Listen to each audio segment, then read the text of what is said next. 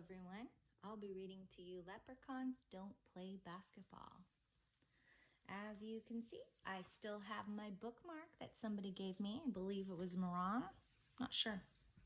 All right, here we go. So as you recall, we have this new PE teacher. It's a little bit strange.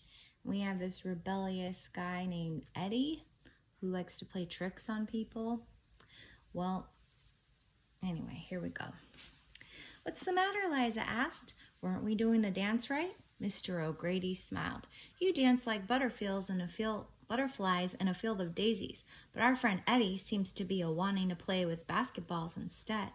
All the kids glared at Eddie, who was still trying to kick away the basketballs. "But I was having fun dancing," Liza whined. Melody nodded her head. "Eddie ruins everything." Mr. O'Grady bounced the ball. "Basketball is a grand way to be having fun, too. Why, back at home, they call me Magic O'Grady in the court. Let me be showing you a few tricks." The third graders watched Mr. O'Grady dribble the ball down the center of the court. His little pouch jingled with each step. "Ah, that's nothing," Eddie sneered as Mr. O'Grady went by. "My kid sister could do that with her eyes closed." Mr. O'Grady stopped in the middle of the court, just long enough to reach into his little pouch. Suddenly, the ball became an orange blur as Mr. O'Grady whizzed the ball between his legs and around his back. The kids gasped as the little man in the red suit twirled the ball on the tip of one finger. In the next second, he threw the ball all the way down the court. As the ball swished through the net without touching the rim, Mr. O'Grady danced a little jig. All right, Howie clapped and poked Eddie in the ribs. Eddie watched as the third graders of Bailey Elementary crowded around the short gym teacher, and then he shrugged. "We'll just see how long his Irish luck lasts." Chapter 5, Green Blood.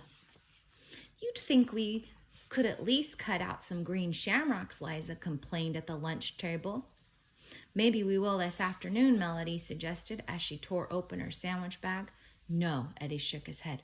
"Miss Jeepers doesn't want to have anything to do with St. Patrick's Day, all because she hates leprechauns." "What's to hate?" Howie said.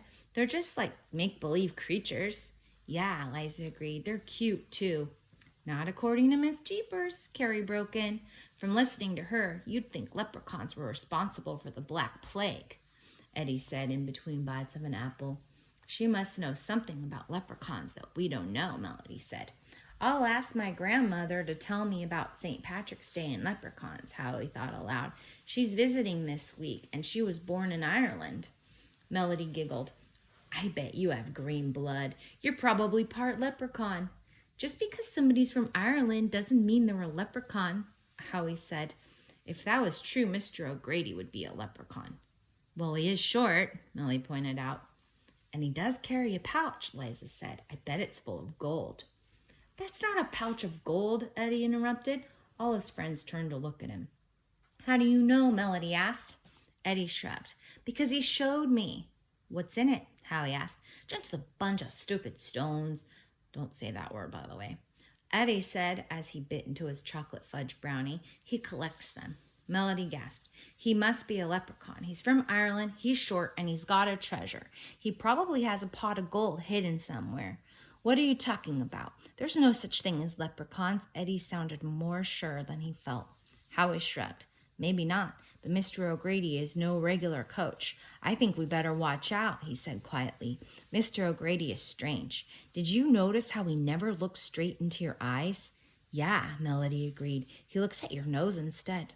"He may be short," Liza said, "and he may be from Ireland, but I'm pretty sure leprechauns don't play basketball." Everyone burst out laughing, but they grew silent when Mrs. Jeepers walked over to their table. "Did I hear the word leprechaun?" she demanded. And now we finally see what she looks like.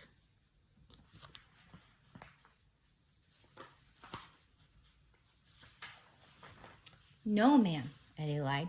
"We were just talking about the new coach," Melody told her. Liza spoke up. "His name is Mr. O'Grady, and he's from Ireland. Isn't that neat?" Mrs. Jeepers' face went ghostly pale, and her eyes flashed.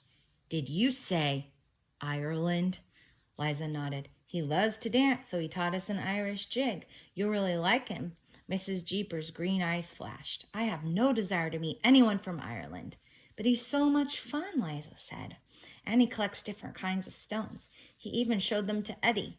"Shh," Hallie hissed. But it was too late. Miss Jeepers touched her brooch. "So he has found me. I didn't think it would be so soon." With that, Miss Jeepers hurried away from the table and out of the cafeteria. The kids looked at each other. Eddie finally broke the silence. "What did she mean by that?" Eddie shook his head. "I'm not sure, but I think there's going to be trouble."